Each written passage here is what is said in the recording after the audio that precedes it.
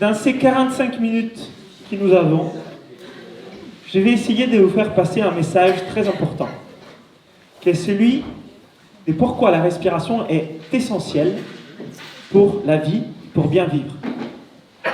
C'est un message important et aujourd'hui peu entendu. Mais on sait que la respiration, c'est la vie, parce que si on s'arrête de respirer, ça ne dure pas très longtemps, donc on le sait.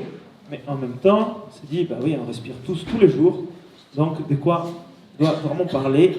Voilà, c'est plutôt clair, je sais le faire depuis que j'y suis né. Alors je vais vous parler de quelque chose qui s'appelle la respiration fonctionnelle, bien respirer dans la vie. Et c'est important de comprendre tout de suite une chose.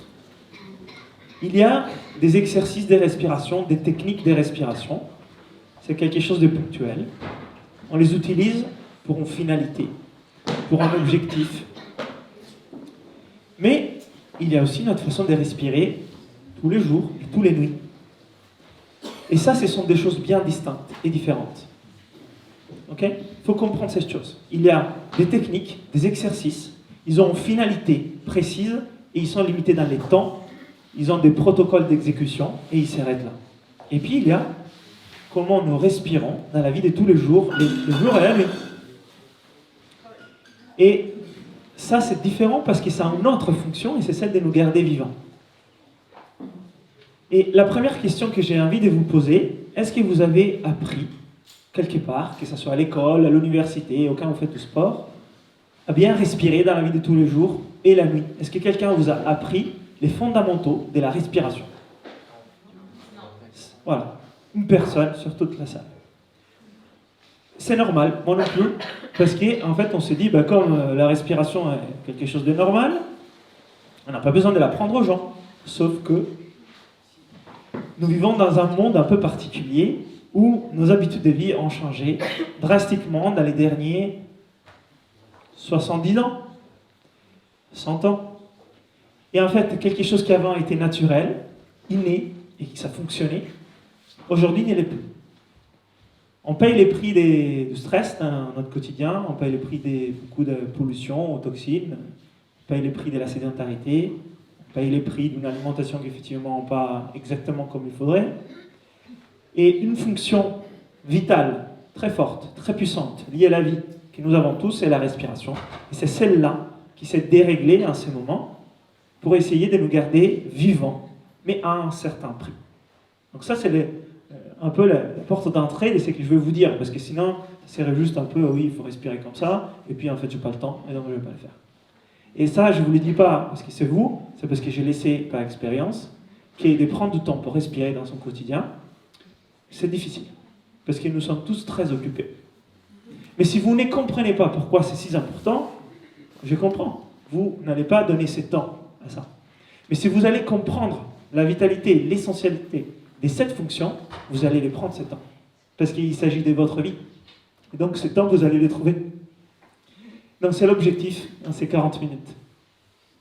Alors, la première chose, je vais écrire des chiffres sur les tableaux et on va jouer ensemble.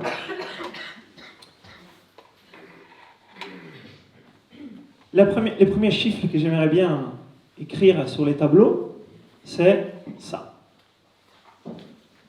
3. C'est un lien avec la respiration et c'est combien de temps on peut vivre sans respirer.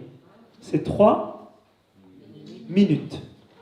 La règle des 3 dit on peut vivre environ 3 semaines sans manger, environ 3 jours sans respirer, 3 jours sans boire et 3 minutes sans respirer. Alors on sait que c'est plus que ça en réalité. Certains ils ont fait des records d'apnée, certains ils ont fait des jeûnes secs très longtemps et certains ils ont fait des jeûnes hydriques très longtemps, donc c'est plus que ça. Mais déjà, c'est une fonction vitale qu'on ne peut pas arrêter pour plus de 3 minutes environ. Alors si là, d'un coup, vous ne pouvez plus respirer, on arrive pour 3 minutes d'espérance de vie. Déjà, il faut prendre conscience de ça. On les donne pour acquis, à tout moment, je respire, mais c'est quand même quelque chose. Le deuxième chiffre,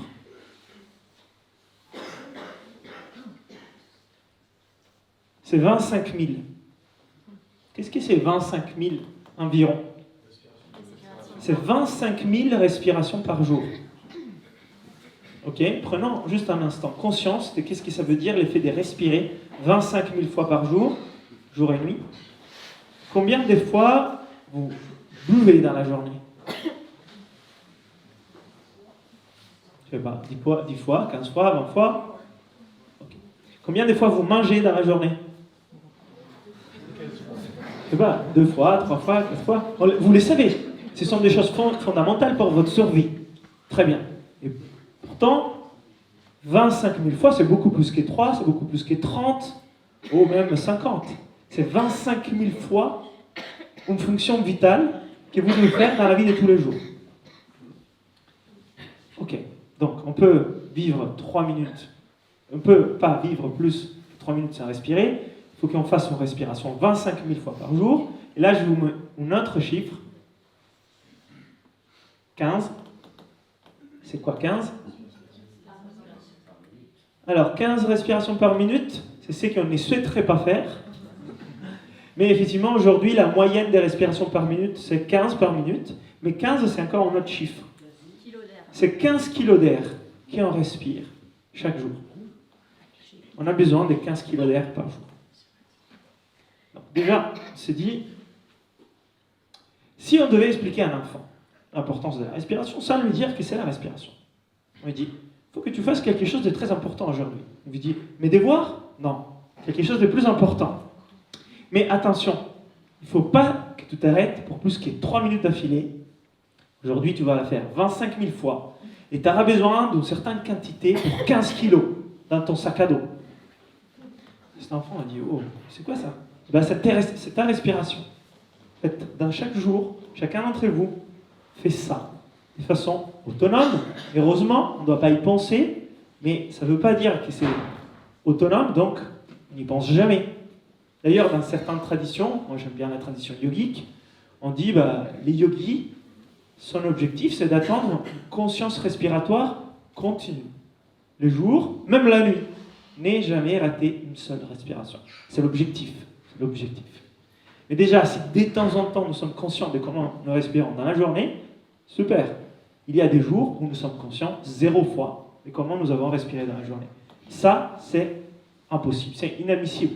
Ce n'est pas quelque chose qui va vous aider. Donc il faut se dire, si jamais j'ai conscience de comment je respire, jamais je pourrai améliorer cette fonction. On va voir qu'il faut l'améliorer. Alors, il y a un autre chiffre. Je vais noter là-haut. C'est 90%. Qu'est-ce que c'est 90%? Respiration dysfonctionnelle. Oui, alors il y a quelqu'un qui a lu mes livres ici.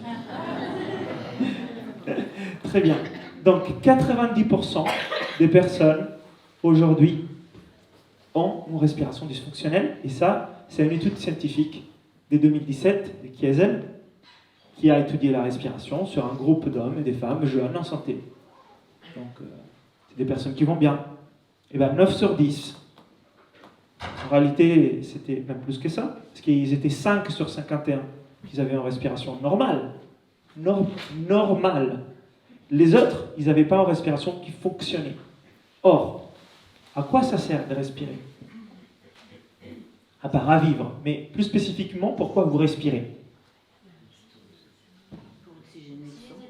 Pour oxygéner les sangs. Non.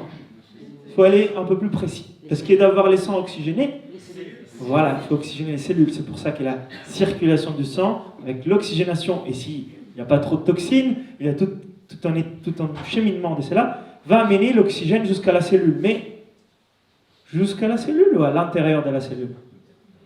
À l'intérieur de la cellule. Et où dans la cellule? Dans la mitochondrie.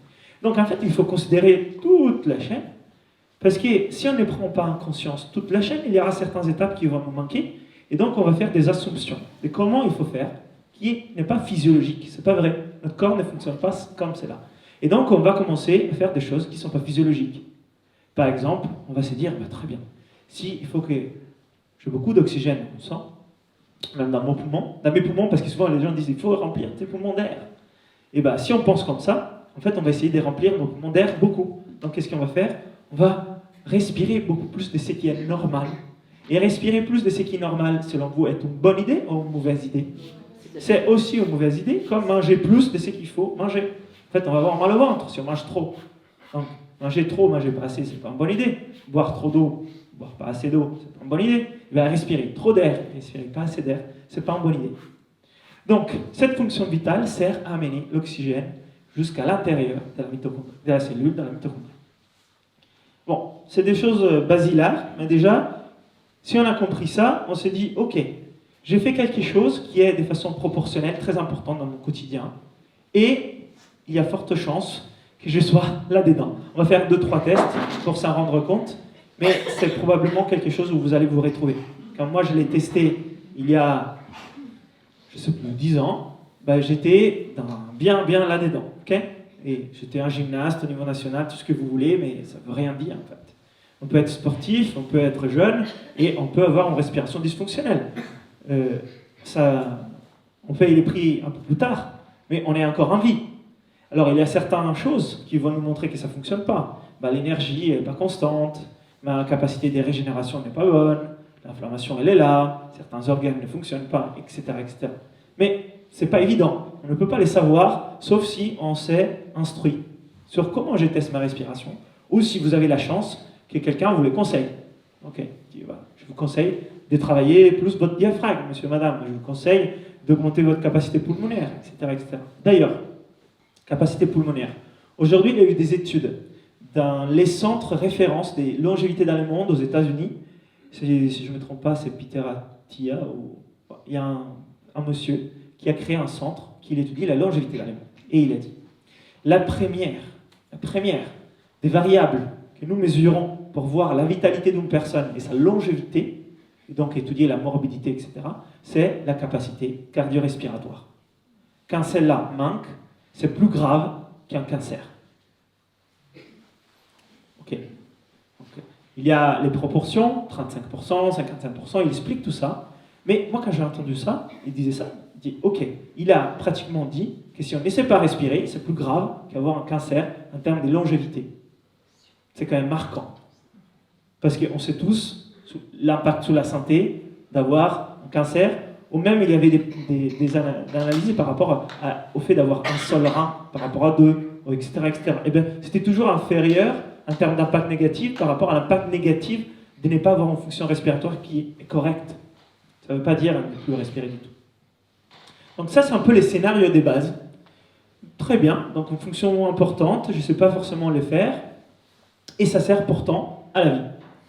Ok, mais la question c'est maintenant, ok, mais comment faut-il respirer dans la vie de tous les jours? Parce que si, effectivement, c'est important et je ne sais pas les faire, ça veut dire qu'il y a au moins une façon de les faire. Donc voyons ensemble, selon vous, qu'est-ce qu'une bonne respiration dans la vie de tous les jours? Par les nez, on l'a déjà beaucoup dit. On a un organe de la respiration. Alors, les poumons, bien sûr, c'est par là où on respire. Pour l'instant, personne ne se trompe. Par rapport à ça, je n'ai pas vu des erreurs. Mais sur les nez et sur la bouche, c'est pas très clair. C'est pas très clair. On dit, en fait, je peux utiliser la bouche, non, pour respirer. Pourquoi je devrais utiliser les nez? Alors, déjà, un premier indice, c'est que la nature nous a donné un nez pour respirer. On pourrait se demander s'il faut l'utiliser ou pas. Bon, si la nature se trompe, vous avez raison, ne l'utilisez pas. Mais si la nature a raison, il y a des fonctions physiologiques à l'utilisation du nez. Il y a plus que 30 fonctions physiologiques au nez, à la cavité nasale et au sinus autour de la cavité nasale. Filtrer l'air, la réchauffer, l'humidifier, produire la bonne quantité de CO2, d'oxyde nitrique, etc., etc. Très bien, donc par les nez, c'est la première chose. Ça ne veut pas dire que la bouche, elle est proscrite ou interdite tout le temps. Mais dans la vie de tous les jours, la fonction des bases, elle est accomplie par les nez. Ça, c'est important. Ça ne veut pas dire que la bouche, je ne peux jamais plus respirer de la bouche. Ça, c'est un extrémisme, c'est un dogmatisme. Non, la bouche, jamais. Non, de temps en temps, un soupir, un bâillement, dans une situation de nécessité qui peut s'exprimer de différentes façons. Ok, elle est là, c'est une voix en plus. Mais de base, ça n'a aucun sens. Et comme nous disait Florian, par la loi d'économie, si vous n'utilisez pas quelque chose, qu'est-ce que ça arrive? Ça s'atrophie, on le perd. Est-ce que certains d'entre vous, ils ont le nez qui est un peu trop souvent bouché? qu'il coule un peu trop souvent. Et bien ça, c'est l'effet que votre nez, vous êtes en train de les perdre, parce que vous ne l'utilisez pas assez. Alors souvent, on se dit, mais si, mais pourtant, moi, j'ai plutôt l'impression de respirer par les nez. Sauf que quand on parle, on ne l'utilise pas. Si on dort, on respire par la bouche, on ne l'utilise pas. Si on fait du sport, on respire par la bouche, on ne l'utilise pas. Finalement, on regarde, le pourcentage d'utilisation du nez pour la respiration est plutôt moindre. Mais des fois, on ne s'en rend pas compte. Donc, il faut quand même observer ça. Ok, qu'est-ce qui est encore important dans une respiration fonctionnelle qui est bonne dans la vie de tous les jours? Une respiration calme, effectivement. Qu'est-ce que ça veut dire en respiration calme? Silencieuse. Alors, silencieuse, oui. Effectivement, quand vous respirez dans la vie de tous les jours, on ne devrait pas entendre des bruits, mais lente, ça c'est très important. Lente. Alors, lente, c'est un paramètre des vitesses, des rythmes, et aujourd'hui, on sait que la moyenne d'une personne normale, hein, elle est beaucoup plus haute que la moyenne il y a 50 ans, de la moyenne il y a 100 ans, de la moyenne il y a 200 ans. Ça, c'est directement proportionnel au vécu du stress que nous avons dans la vie de tous les jours. Comme le stress a augmenté, la vitesse de notre respiration a augmenté. La fréquence respiratoire a augmenté, on pourrait se dire, et alors? J'ai bravo. Oui, sauf que une respiration qui est rapide, elle génère elle-même du stress. Et ces stress-là viennent de l'intérieur. Et ces stress-là, vous l'avez quand? Mais quand vous respirez. Ok, mais vous respirez quand? Eh bien, 25 000 fois par jour, tout le temps. Les jours, mais aussi la nuit. Donc en fait, vous pouvez aller vous coucher, dormir, et générer du stress en dormant. Et ça vient de l'intérieur. Et là, c'est un problème.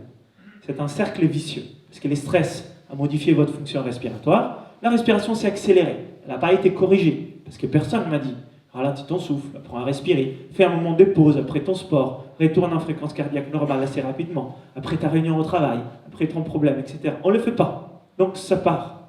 Et puis des fois, ça ne revient pas tout seul. Des fois, ça revient, des fois, ça ne revient pas. Si ça ne revient pas, la fréquence respiratoire, petit à petit, augmente. 8, 10, 12, 15 par minute. Quand on dépasse les 12, 13, disons 13, on active quelque chose qui s'appelle les systèmes nerveux autonomes sympathiques. On baisse les tones vagales et on génère une petite réponse au stress. Cette petite réponse au stress qui vient de l'intérieur, non seulement épuise vos ressources, parce que la réponse au stress, elle est faite pour utiliser votre énergie, pour se protéger, pour s'activer, pour pousser, sauf qu'elle est là tout le temps, tous les jours et toute la nuit, donc ça épuise vos ressources et ça produit encore un peu plus de stress. Et donc ces cercles vicieux, en fait, se auto-alimentent jusqu'à ce que vous allez les casser. On peut les casser. On peut les casser des plans de façon. La façon la plus classique d'une personne de casser les stress, c'est d'aller en vacances, une semaine. Et en fait, c'est poser. Sauf que, après, on revient dans la vie de tous les jours, ça n'a rien changé, donc ça réaugmente. Donc ça ne fonctionne pas, cette méthodologie. Une autre façon, c'est de faire un peu de sport. Ça aide, en nature. Sauf que là aussi, en fonction de comment on respire et de comment on récupère, ça peut aider ou pas. La façon la plus efficace de casser ces cercles vicieux, c'est d'apprendre à faire des exercices de respiration. Souvent, qui sont lents, profonds, par les nez, etc. C'est la façon la plus efficace. Donc oui, la fréquence respiratoire est importante, elle augmente le stress, mais bon, c'est pas si important que ça. Sauf que, il y a encore là un lien direct entre la longévité, l'espérance de vie d'une espèce et sa fréquence respiratoire. Et on a vu dans tous les règnes animaux que les animaux qui respirent avec une fréquence respiratoire lente vivent très longtemps, et ceux qui ont une respiration très rapide vivent très peu de temps. Vous prenez une petite souris dans les bois toute mignonne qui vit entre 3 et 6 mois, elle fait entre 300 et 500 respirations par minute. Vous prenez une baleine, un éléphant ou un tortue qui ont des espérances de vie beaucoup plus grandes, qui peuvent aller jusqu'à 100 ans pour certaines situations, ils font peut-être une respiration tous les 2 minutes. Une respiration par minute. Alors vous avez la possibilité de choisir. Vous pouvez faire 8 respirations par minute, 6, 10, 15, 20, 25. Mais cela va avoir un impact sur votre espérance de vie. On le sait par rapport aux études scientifiques, mais les traditions anciennes les savaient aussi. Et dans le yoga, on dit une phrase qui m'a beaucoup marqué quand j'ai étudié un peu les biohacking et la longévité. Et cette phrase que j'avais trouvée, c'était un yogi, ça veut dire personne qui pratique les yoga, mais ça veut dire tout le monde, n'a pas un nombre de jours comptés, mais un nombre de respirations comptées. Et comment on utilise notre capital respiration va déterminer combien de temps on reste sur Terre. Ça, c'est quand même un peu impactant, parce qu'on se dit, au lieu qu'en faire 25 000, si j'en fais 20 000, toujours en respirant assez, ça ne veut pas dire pas assez, hein, ça peut être intéressant. Ok, mais il faut encore bien des choses pour avoir une bonne respiration dans la vie de tous les jours. Quoi d'autre? Pas de blocage, pas d'apnée. Une respiration fluide, régulière, silencieuse, c'est effectivement des choses importantes. Mais il y a une qui est encore fondamentale. Oh, non, je l'ai entendu. C'est les diaphragmes, l'utilisation des sons diaphragmes. Ça n'a pas été dit comme ça. Parce qu'aujourd'hui, on dit beaucoup respiration ventrale. Ça serait mieux de dire respiration diaphragmatique. Parce que des fois, on a des doutes si on respire avec les ventres. Mais non, on respire toujours avec les poumons et les diaphragmes, mais on voit en dilatation ventrale. Donc on l'appelle respiration ventrale ou abdominale, mais on devrait plutôt dire respiration diaphragmatique. Mais bon, c'est pas grave. Donc oui, l'utilisation du muscle principal de la respiration.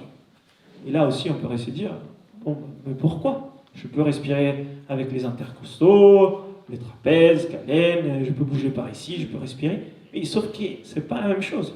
Si la nature a prévu les diaphragmes pour tirer les poumons, puisqu'ils sont collés, et il y a les cœurs dans cette histoire, et les viscères dans cette histoire. Si moi je ne l'utilise pas, est-ce que ça va être pareil? Non. Il y a forte chance que ça ne soit pas pareil. Et en fait, les diaphragmes est appelé notre deuxième cœur. C'est une pompe thoracique qui aide les fonctionnements du cœur et qui masse les viscères. Donc si vous perdez l'aide au cœur et les massages des viscères, ce n'est pas du tout la même chose. Dans les viscères, il y a le foie, les reins, etc. C'est tout un tas de choses qui sont massées de l'intérieur par les mouvements du diaphragme. Alors on a parlé des circulations du sang, on a parlé des circulations de la lymphe, on a parlé de l'oxygénation du sang pour l'amener, donc la circulation avec les mouvements. Et bien ça, c'est les premiers mouvements à l'intérieur de vous qui permettent cette circulation. Donc si on ne l'utilise pas, il va y avoir des conséquences. Alors tout ça, ça peut sembler plein de choses. On a dit par les nez, diaphragmatique, on a dit lente, on a dit silencieuse, rythmique, etc. Mais il y a un acronyme, je vais vous l'écrire, qui est assez marrant pour se rappeler de tout ça. Et c'est Patrick McKeown qui a trouvé ça en anglais. Et c'est la respiration LSD. Comme ça, vous allez vous rappeler qu'à ces festivals, on a beaucoup pratiqué des LSD. Des respirations LSD. En anglais, c'est less, slow and deep. Alors, une respiration qui est de la juste quantité, on en parlait, mais j'y reviens dans un instant. Donc, ni trop, ni pas assez. Ça, c'est important à garder en tête. Parce qu'on pourrait se dire, mon Dieu, je suis en train de me priver d'air. Non, on parle de prendre ce qu'il faut, mais pas trop, et non plus pas assez. Laisse, donc, pourquoi? Parce qu'aujourd'hui, est-ce que selon vous, on a plutôt la tendance à en prendre trop ou à en prendre pas assez? Non, on en prend trop. On a plutôt la tendance à manger trop ou à manger pas assez aujourd'hui? Plutôt la tendance à manger trop. On a plutôt la tendance à s'exciter trop ou pas assez aujourd'hui? On a toute la tendance sous les trop, donc la respiration va avec. Donc Patrick dit qu'il faut apprendre à respirer moins pour arriver au seuil d'équilibre physiologique, c'est-à-dire juste. Slow, lente, deep, profonde par les diaphragmes, il manque par les nez, mais Patrick il est donné tellement pour acquis qu'il n'a pas intégré, mais aussi par les nez. Vraiment, je sais que ça peut vous sembler étrange d'insister, mais quand vous allez réfléchir et regarder comment vous respirez dans votre quotidien, vous allez vous apercevoir. Finalement, les nez, des fois, vous ne l'utilisez pas. Mais il n'y a pas de raison, c'est juste une mécanicité acquise. Moi, j'ai respiré tout le temps par la bouche, mais comme ça, il n'y avait pas de raison. Si quelqu'un me disait ferme la bouche, j'ai respiré par les nez, mais sinon, j'étais avec la bouche ouverte, j'ai respiré par la bouche. Donc, avec tous les problèmes qui viennent. Donc, si quelqu'un, un enfant qui vient, vous dit « Comment moi je respirais, moi, dans la vie de tous les jours ?» Vous allez lui dire « LSD. » Il faut que tu respires lentement, avec ton diaphragme. Tu utilises ton nez, tu prends la juste quantité, ni trop, ni pas assez. Comment on sait si on ne prend pas assez? Tout de suite, quel est le premier signal qui vous dit « Là, j'en prends pas assez ?» On est un peu essoufflé. Donc, si on commence à s'essouffler, ce n'est pas la façon de respirer pendant la vie de tous les jours, parce que là, c'est impossible. Okay? Donc, il ne faut pas non plus s'essouffler, mais il ne faut pas non plus hyperventiler dans la vie de tous les jours. Je répète, dans la vie de tous les jours. Je me connecte à l'introduction que je vous ai faite. La différence entre une technique et comment on respire dans la vie de tous les jours est importante. Parce qu'il ne faut pas proscrire non plus les techniques d'hyperventilation, du coup, parce qu'on vient de dire qu'il faut respirer la juste quantité. Okay? Il faut comprendre la différence entre les chroniques et l'aigu, entre l'intermittente et les continues. Si vous ne comprenez pas ça, c'est difficile de faire les bons choix en termes de santé. Parce que votre corps fait une énorme différence entre ce qui est intermittent et continu. Et ça change tout. Par exemple, très simple, est-ce que faire du sport, c'est bon ou pas? Oui, c'est plutôt bon, non, de faire du sport, de bouger. Est-ce que de bouger tout le temps, c'est bon? Non. Ok, ça vous l'avez compris. Est-ce que manger, c'est bon ou pas? Oui. Est-ce que manger tout le temps, c'est bon? Ok. Est-ce que dormir, c'est bon? Oh, oui, c'est bon. Est-ce que dormir tout le temps? Non, ok, donc vous l'avez compris. Est-ce que faire des bains froids, c'est bon ou pas? Oui, mais le faire tout le temps? Non. Eh bien alors, c'est pareil, aussi sur ces fonctions-là, autour de la respiration. Donc c'est hyper important, ça. Donc là, c'était la théorie. Ça va? Est-ce que c'est clair? Est-ce que, quand vous revenez chez vous, vous avez clair? Ok, ce serait bien que de temps en temps, j'observe comment je respire pour être sûr que j'utilise mon nez, j'utilise mon diaphragme, je le fais lentement, de façon profonde, et ça passe à peu près correctement. Est-ce que vous avez les bases, au moins, pour vous rappeler de ça? Après, ça, j'en parle dans mes livres, j'en parle dans mes formations en ligne pour apprendre tout ça, bien sûr. Mais au moins, ça doit être plus ou moins acquis, parce que s'il n'y a pas à l'intérieur de vous un espace où vous vous rappelez que votre respiration est importante, et peut-être, là on va les voir, là, vous allez corriger rien du tout. Parce que vous êtes très occupé dans votre quotidien. Et vous n'avez pas le temps. Comme moi, comme les autres, on n'a pas le temps. Sauf qu'on a le temps pour ce qu'on veut. On a le temps pour ce qui est important. C'est comme ça, en fait. La phrase « je n'ai pas le temps », elle n'est pas vraiment réelle. Ça veut dire « je n'ai pas le temps pour ce que je ne veux pas faire. Mais j'ai le temps pour ce que je veux faire. » Donc, c'est important de vouloir avoir une bonne respiration. Donc, il faut comprendre pourquoi c'est important pour nous. Est-ce que c'est importante, votre respiration, ou pas? Vous la sentez, l'importance, ou pas? Parce que si vous n'allez pas la ressentir, vous n'allez pas avoir le temps pour améliorer votre respiration. C'est vraiment ça. C'est pour ça l'introduction de tout ça, longue, c'était pour comprendre que j'ai le temps pour améliorer ma respiration parce que c'est vital. Donc, je vais trouver ces 15 minutes par jour pour respirer de façon à corriger ma respiration. Alors, quand je parle de respirer, ça ne veut pas dire que vous respirez 15 minutes, le reste vous êtes en apnée. Je parle de faire des exercices de rééducation respiratoire. De ça, il s'agit. Et ce sont des exercices, donc il faut les pratiquer. Bien, alors maintenant on va faire des tests pour évaluer votre efficacité respiratoire. Et il y a plein de tests, on va en faire 2 ou 3, juste pour voir où je me trouve aujourd'hui. Ça va? Et on va commencer avec un premier test où vous devez faire une chose qui est simple et difficile à la fois. Elle est simple parce qu'il n'y a rien à faire, elle est difficile parce qu'il n'y a rien à faire. Vous devez juste compter combien de respirations vous faites dans un laps de temps. Je vous donnerai sans modifier votre façon de respirer. Ça va? Pour être sûr que vous n'allez pas modifier votre respiration, vous devez garder les yeux ouverts et regarder plein de choses autour de vous. Distraire votre mental, mais compter les respirations que vous faites. Ça va? Très bien. Ne modifiez même pas votre posture. Si vous étiez allongé, vous restez allongé. Si vous étiez assis, vous restez assis. Si vous étiez tout courbé, vous restez courbé. Parce que déjà ça modifie un petit peu. Donc essayez de ne pas trop bouger. Et à partir de maintenant, vous comptez. Inspire et expire, ça compte comme 1. Et les tests à commencer. Je vous dirai la fin. Il faut regarder autour, les couleurs du pull du voisin, du tapis de yoga où vous êtes, mais vous comptez quand même les respirations. Vous regardez autour, en comptant sur le fond vos respirations. Ça n'a rien modifié. Ne fermez pas les yeux. Faites un sourire au badi de temps en temps. Continuez à respirer comme ça vient, et vous comptez. Comme ça vient. Moi, je vais respirer aussi, je vais compter. Les tests prennent encore un peu de temps.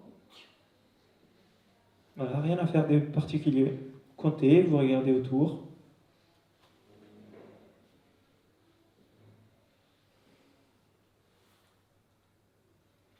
Encore quelques instants, vous continuez. Vous respirez, vous comptez.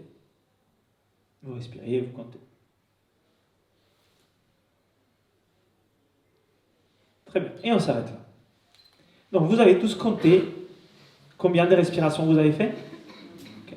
Vous avez tous compté, en fait, votre fréquence respiratoire, parce que c'était 1 minute. Donc, je vous donne une référence sur la fréquence respiratoire qu'on souhaite avoir. Attention.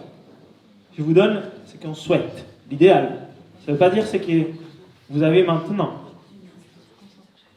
C'est 6. Si vous avez ça, c'est l'optimal. Mais, si vous avez jusqu'à 12, ça me va. Si vous avez un peu moins, 10, tant mieux. 12, ça passe. 6, idéal. Moins, vous êtes un yogi. Super. Mais si vous dépassez 13, attention. C'est pas forcément mauvais tout de suite. On est dans une journée, on a fait plein de choses, un peu de fatigue, on a mangé. Donc, on a pris un café. Peut-être c'est un peu accéléré, peut-être je suis à 13. Peut-être que j'étais vers les 14. Encore, au repos, peut-être dans une situation idéale, vous serez à 12. Donc ça passe. Mais là, si vous avez dépassé les 13, les 14, les 15, c'est sûr que vous avez une fréquence respiratoire de base qui est un peu accélérée. C'est pas la fin du monde, ça veut juste dire quelque chose, c'est que votre respiration n'est pas une source d'appui par rapport à la gestion du stress, mais plutôt une source de production. Et généralement, c'est les personnes qui sont les plus stressées qui ont une fréquence respiratoire la plus élevée pour ces cercles vicieux. Les personnes les plus détendues qui ont une respiration la plus lente. Mais c'est pas si simple. Les variables sont corrélées. Ça va? Juste pour info, qui a fait plus que 13 respirations, pour avoir une idée? C'est assez fréquent. Hein? Moi, quand j'ai fait ces tests, j'étais à 18. J'en faisais 18 par minute. Je l'ai fait en après-midi, comme vous, je comptais. Tiens, 18 respirations par minute. Okay? C'était ma façon de respirer. Ok, on va faire un deuxième test. Ces deuxièmes tests, vous allez, à un certain moment, vous allez inspirer de façon normale et expirer de façon normale. Ça veut dire jusque-là, vous n'avez rien fait. Comme d'habitude, vous avez inspiré, expiré. Mais, au lieu de répartir sur une inspiration, vous allez vous mettre en pause et vous allez attendre. Et vous allez attendre quoi? Les premiers signaux que votre corps vous donne qu'il a envie de respirer. Alors, c'est un peu subjectif.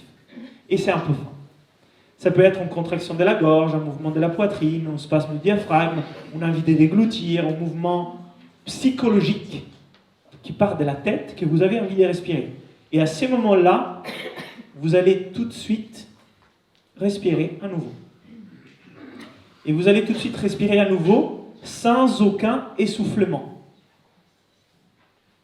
Si vous êtes essoufflé, c'est que vous avez raté les premiers signaux que le corps vous a donnés, et donc le test n'a pas de valeur. Vous devez écouter les premiers signaux pour que quand il arrive, là vous avez envie de respirer, et vous respirez, mais c'est tranquille, il n'y a pas d'essoufflement. Si la respiration devient un peu brouillante, un peu grande, vous avez un peu pris quelques secondes de plus. Ça va? Alors, on va faire quelques respirations tranquilles, mais sans rien modifier. Donc vous inspirez, vous expirez, et là vous calmez un instant. Voilà. Puis à un certain moment, je vous dirai on inspire, on expire, et je ferai partir les chronos. Je vous dirai les temps qui passent, comme ça vous savez combien de temps prend à votre corps à vous donner ces signaux. Et comme ça vous aurez les résultats de ces tests. Vous n'avez pas besoin des montres ou des chronos. On va faire une dernière fois. On inspire de façon normale, on expire de façon normale. Et à partir de maintenant, on inspire de façon normale, on expire de façon normale, et là, vous mettez en pause et le chrono a démarré. Donc vous attendez. Je vous dirai les temps qui passent, on est à 5 secondes. Quand ça arrive, ça arrive. Il ne faut pas forcer, hein, mais on est à 10 secondes. Peut-être certains, ça est déjà arrivé, et vous êtes en train de respirer normalement. On est à 15 secondes. Il y a plein de signaux différents, 20 secondes, vous essayez d'observer ça. On est à 25 secondes. On est à 30 secondes. On est à 35 secondes.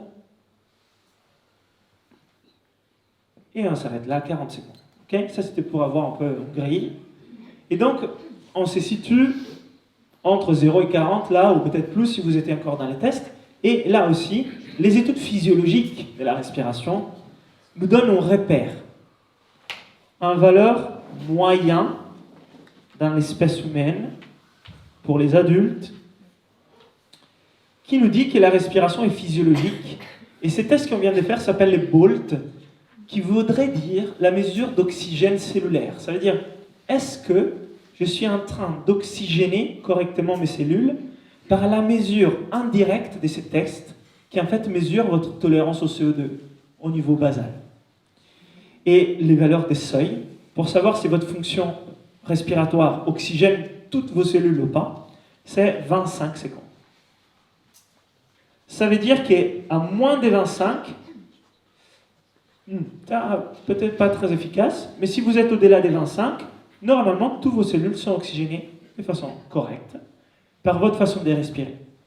Alors, prenons 20 jusqu'à 20, entre 20 et 25, on peut se dire qu'aujourd'hui c'est la moyenne, c'est ce qu'on voit. La plupart d'entre vous aujourd'hui sont là, entre 20 et 25. Si on est à plus de 25, bah tant mieux. Un sportif aimerait bien être à 30, 35, 40, 45, 50, 60. Les maîtres de Patrick McKeown, Constantin Buteyko, disaient 60. Bah, si vous êtes à 60, votre santé cellulaire est bonne. 60 secondes. Et des fois, on peut l'attendre, mais c'est vrai que c'est un peu challengeant. L'idéal, vous vous dites, c'est 40. Donc, quand tout à l'heure, je vous dis l'idéal, c'est 6 respirations par minute, là, vous avez un idéal à 40 secondes sur cette pause. Mais si vous arrivez à 25, ça me va.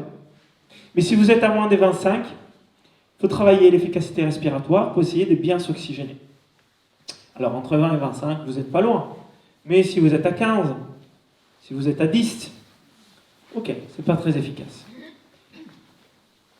Moi, quand j'ai fait ces tests, j'étais à 12 ou 13, je ne me rappelle plus exactement. Mais c'était bas. Donc, j'avais une fréquence respiratoire à 18 et un test à 12 ou 13. Pourtant, je m'entraînais tous les jours 4 heures, j'étais un gymnaste au niveau national, je performais, j'étais pas mal, mais j'avais quand même des problèmes. Des problèmes d'inflammation, je ne récupérais pas très vite, j'avais souvent des rhumes, etc., etc. Et oui, certains de mes cellules n'étaient pas oxygénées correctement, c'est sûr. Mais j'ai eu la chance, entre guillemets, de les découvrir juste après 25 ans de les faire mal. Juste 25 ans. Après 25 ans que je les fais mal, j'ai découvert que je pourrais mieux les faire. J'ai eu de la chance. Mais les temps passent, certaines cellules les plus faibles, généralement, quand ils voient moins d'oxygène, ils commencent à se dégénérer un petit peu. Et si ces cellules font partie d'un organe, cet organe qui devient un peu plus faible, et puis cet organe peut-être qui devient malade. Alors, c'est juste pas une petite partie, peut-être c'est juste une petite partie, donc il est un peu fatigué, il ne fonctionne pas correctement. Il est hypo ou hyper, par exemple. Aujourd'hui, on entend beaucoup il est hyper ou hypo quelque chose. Ça veut juste dire que quelque chose est déréglé. Okay, mais bon. Alors, peut-être que cet oxygène qu'il n'arrive pas génère une petite faiblesse. Mais si cette oxygénation, elle est importante et surtout chronique, ça c'est problématique. Ça s'appelle l'hypoxie chronique. Et l'hypoxie chronique cellulaire, je développe quelque chose qui est assez connu aujourd'hui, c'est le cancer. Pas que, hein, c'est pas que ça, bien sûr. Mais de ne pas avoir de l'oxygène au niveau cellulaire de façon chronique, premièrement, fait dégénérer la fonction de ces cellules. Deuxièmement, c'est tout l'organe qui ne fonctionne plus. Mais ça, c'est beaucoup plus grave. Hein. S'il y a tout un organe qui ne fonctionne plus, c'est vraiment très problématique. Okay. Par contre, si ça c'est intermittent, pas de souci. Okay. Si on fait un exercice, on va en hypoxie pendant 30 secondes, une minute, on fait des apnées, il n'y a pas de souci. Donc ça ne veut pas dire que faire des apnées, c'est méchant et dangereux. Mais vivre en apnée, c'est pas possible. Donc la différence entre l'intermittent et le continu est toujours là. On va faire un dernier test pour aujourd'hui, qui c'est celui de l'expiration la plus longue. Et là, pour faire ce test, vous devez être capable de maximiser votre inspiration donc remplir vos poumons, votre capacité pulmonaire au maximum sur l'inspiration, et puis expirer de façon la plus lente, la plus longue possible. Ok? Moi, je fais répartir les chronos, je vous dirai les temps qui passent. Vous aurez ainsi une mesure de votre expiration la plus longue. Ça va? Donc, on va faire d'abord 3 respirations normales, puis la dernière, on va maximiser notre inspiration. À partir de maintenant, je fais partir les chronos, et là, je vais faire mon expiration la plus lente possible. Et là, vous avez le droit à la fin d'être essoufflé. Parce que c'est la plus longue possible. Ça va? Attention que si vous devez déglutir ou arrêter l'expiration, les tests s'arrêtent. On ne peut pas expirer, et bien encore on peut expirer. Ok? Il faut que ça soit continu. Très bien. Donc on inspire normalement, on expire normalement. On inspire normalement, et on expire normalement. Une dernière fois, on inspire normalement, et on expire normalement. Et maintenant, vous allez inspirer pour maximiser. Inspire. Et à partir de maintenant, vous commencez à expirer de façon la plus lente possible. Et moi, je vous dirai les temps qui passent, et vous expirez. Vous expirez, vous êtes à 10 secondes. Vous êtes en train d'expirer, et vous êtes à 15 secondes. Alors, si c'est terminé, vous reprenez votre souffle. Vous êtes à 20 secondes. Là, vous avez le droit d'être essoufflé. Vous êtes à 25 secondes. Vous allez jusqu'au bout. On est à 30 secondes. Quand vous arrivez à la fin, vous récupérez, vous respirez. 35 secondes pour ceux qui sont encore là. Vous expirez. 40 secondes. Expirez. 45 secondes. On est à 50 secondes. Et pour ceux qui sont encore là, continuez 55 secondes. On est à 60 secondes. Et on va s'arrêter. Très bien. Alors, là aussi, c'est un autre test qui nous donne, notre capacité biomécanique à remplir nos poumons. Parce qu'en fait, la taille de nos poumons est à peu près la même en fonction de notre taille physique. Mais la capacité à les remplir, elle n'est pas du tout la même. Vous avez peut-être des poumons qui font 5 litres et vous en utilisez que 2. Ou alors vous avez des poumons qui font 5, vous êtes capable de les utiliser jusqu'à 7. Il y a des apnéistes qui ont une capacité pulmonaire à 12. Pourtant, ils ont peut-être la taille d'une personne qui a des poumons qui font 5. Pourquoi? Parce qu'ils sont capables de les utiliser. Donc, ces tests vous donnent la capacité à utiliser de façon biomécanique les muscles de la respiration, 1, et 2, la tolérance maximale au CO2. Donc, on revient sous les liens entre tous ces paramètres de la respiration que je vais clôturer dans un instant. Et là aussi, on a des valeurs pour avoir à peu près ce qui est physiologique, et c'est entre 50 et 60. Ok? Donc si vous êtes entre 50 et 60, c'est physiologique. Mais disons que si vous êtes un peu moins des 50, donc 45, ok, ça va, vous n'êtes pas loin. Si vous êtes à moins des 45, 50, 45, pas très efficace. Si vous êtes à plus des 60, très bien. L'idéal, disons, c'est 80. Ok? 80, c'est l'idéal. 80 secondes, 1 minute 20 d'expiration. Alors, dans les yogas, par exemple, pour rigoler un petit peu, il disait que quelqu'un pouvait commencer à pratiquer les exercices de respiration qu'on nomme pranayama, qu'aujourd'hui on fait faire dans les cours de yoga à tout le monde. Eux, ils disaient, avant que quelqu'un soit instruit au pranayama, il doit à minimum être capable de faire une inspiration sur 1 minute, suivie d'une expiration sur 2 minutes. C'était le minimum d'entrée pour leur apprendre un exercice de respiration. Ils disaient, sinon, pas la peine. Cette personne doit d'abord apprendre à respirer, pas à faire le pranayama. Okay? Donc là, je vous dis, 80 c'est l'idéal, mais si vous êtes entre 50 et 60, ça me va. Si vous êtes à moins, par contre, là, il y a de la marge d'amélioration.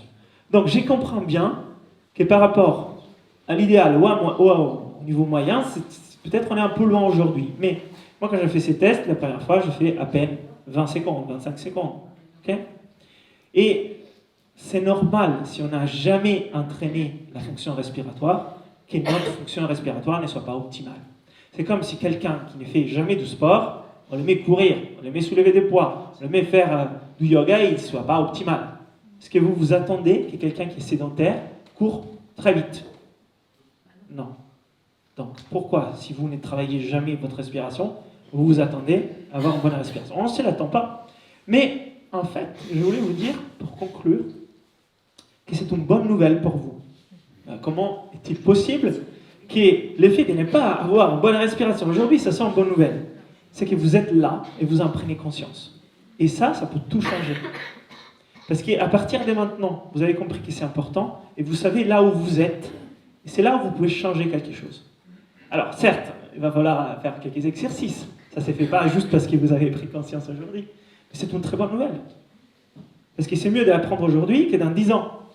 Oh, c'est mieux de l'apprendre aujourd'hui que jamais l'apprendre. Et je vous assure, il y a des personnes aujourd'hui dans le monde qui ne vont jamais l'apprendre. Ils n'auront jamais cette chance. Mais ça peut changer drastiquement la vie. Et pas seulement si vous êtes des jeunes. Alors si vous êtes des jeunes, vous avez de la chance. Mais si vous n'êtes pas jeune, vous avez quand même de la chance. Parce qu'en quelques semaines, en quelques mois de pratique, vous avez déjà des très bons résultats. Et en quelques années, vous pouvez corriger des choses majeures. Donc, c'est une bonne nouvelle, en fait, d'avoir passé ce temps ensemble pour en prendre conscience. Mais certes, il y a un peu de travail en fonction de là où vous êtes. Et peut-être que vous êtes déjà très bon. Eh bien, tant mieux. Vous pouvez peut-être faire encore mieux. Et en fait, la respiration n'est jamais trop bonne. Non, moi, j'ai une respiration qui est trop bonne. Je ne fais rien.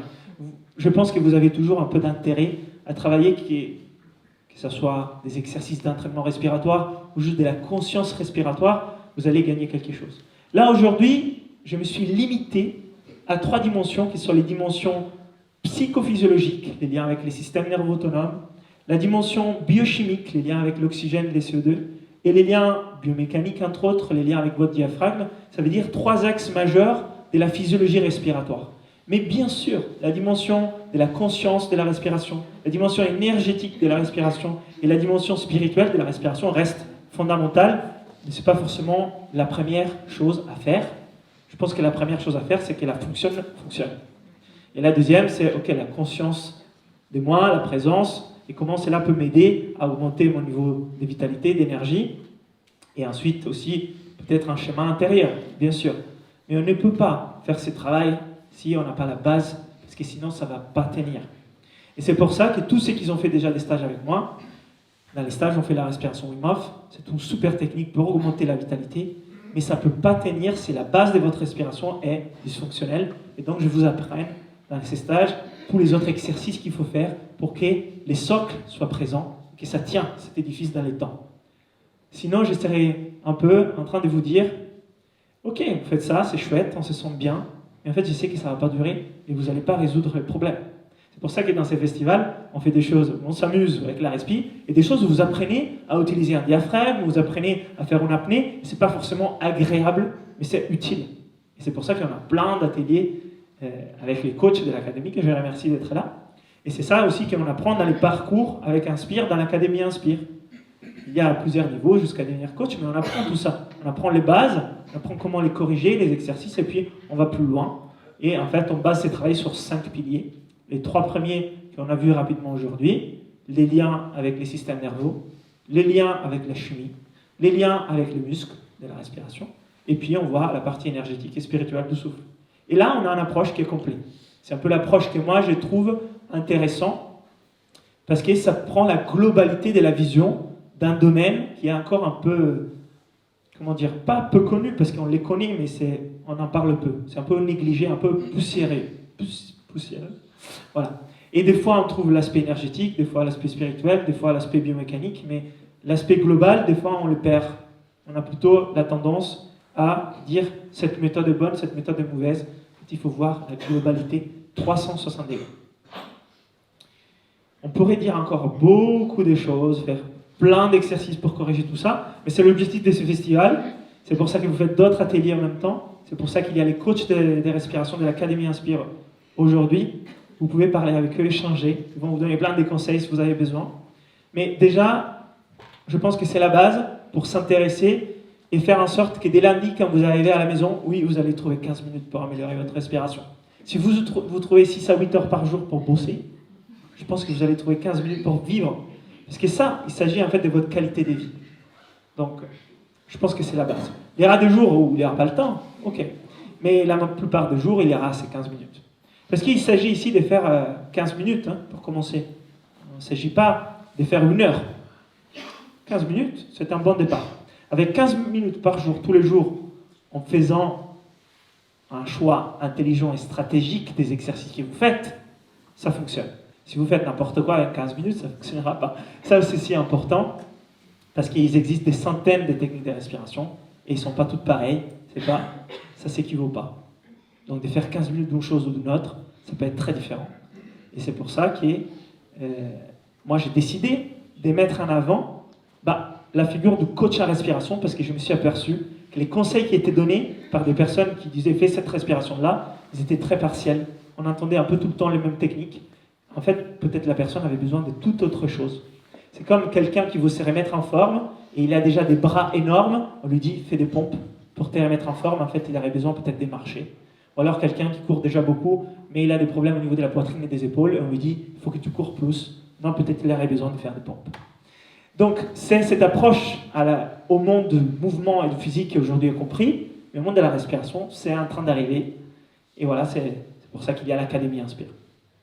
Je vous propose de clôturer là, parce qu'on est arrivé à la fin. Peut-être je prends 2 questions, et après, je vous rassure, je suis toujours là. Vous pouvez venir me voir, me poser des questions, vous pouvez voir les coachs. Il y a les livres où vous trouvez les exercices, les formations en ligne vidéo, si vous préférez être guidé à la maison pour les faire, parce que vous savez qu'avec les livres, vous n'allez pas pratiquer tout seul. Mais je prends quand même 2 questions. Il y avait une question là-bas. Oui, tu dis, pour quelqu'un qui a une respiration dysfonctionnelle, tu parles des 15 minutes pour pratiquer, mais le côté dysfonctionnel, c'est toute la journée. Est-ce que, est-ce que véritablement ces 15 minutes de concentration à un moment donné de la journée va permettre de rééquilibrer le fait que toute la journée, ça va être un dysfonctionnement, parfois même un peu... Alors, il y a encore plein de choses que je pourrais vous dire pour vous aider sur ces 15 minutes. Ça dépend de votre niveau de dysfonctionnement. Si vous êtes très bas, c'est vrai que 15 peut-être c'est léger, ça serait mieux de faire 20 ou 30. Mais il y a aussi des outils, alors je n'ai pas eu le temps de vous parler, des 2 outils principaux que moi j'ai utilisés, j'utilise et je recommande à tout le monde, qui sont les myotapes, pour ne pas ronfler et respirer par la bouche la nuit, parce que oui, si vous dormez 7 à 8 heures en respirant n'importe comment, et vous faites 15 minutes de bonne respiration par le jour, ça va nulle part, on est d'accord. Et l'autre outil, pour travailler sur la biochimie respiratoire et un petit peu sur la biomécanique, c'est les masques. C'est un masque d'entraînement qui vous permet de vous rééduquer au niveau des chimiorécepteurs dans le corps. Et c'est quelque chose qu'on ne peut pas faire autrement. Il n'y a aucun pilule, aucun médicament, aucune nourriture, aucune séance avec quelqu'un qui peut le faire. Vous pouvez uniquement vous-même les faire avec soit des exercices de respiration, soit avec un béquille en plus qui est ça. Et avec ça, vous gagnez du temps. Donc oui, je dirais tout ça aussi à vous en parler. Et effectivement, on n'avait pas eu le temps. Une dernière question, là ? À partir de quel âge, pas forcément d'âge, mais on peut sensibiliser les jeunes à cette façon de respirer, à cette approche ? C'est une bonne question et vous pouvez leur faire beaucoup du bien. Alors, on sait tous qu'on vient dans ce monde avec un premier cri, en déployant les poumons, on respire pour la première fois et on quitte ce monde avec un dernier soupir. Donc oui, la vie commence avec la respiration et se termine avec la respiration. Les enfants, ils peuvent être sensibilisés dès qu'ils arrivent sur Terre par une bonne respiration des adultes qui les entourent, parce qu'eux, ils vont copier le monde pour apprendre le monde, et c'est là inclus votre respiration. Donc si vous avez des bébés qui sont à côté de vous, ils vont copier votre respiration. Si vous respirez bien, ils vont apprendre à bien respirer. Si vous respirez mal, ils vont apprendre à mal respirer. Donc ça, il faut les garder en conscience. Et puis, dès qu'ils commencent à vous écouter, leur dire de fermer la bouche s'ils respirent par la bouche, leur dire de respirer par le nez. Et dès qu'ils ont la capacité de maîtrise des muscles de la respiration, leur éduquer les diaphragmes, leur faire des petits exercices pour ralentir, dès l'âge de 5, 6 ans, on peut les faire à l'école.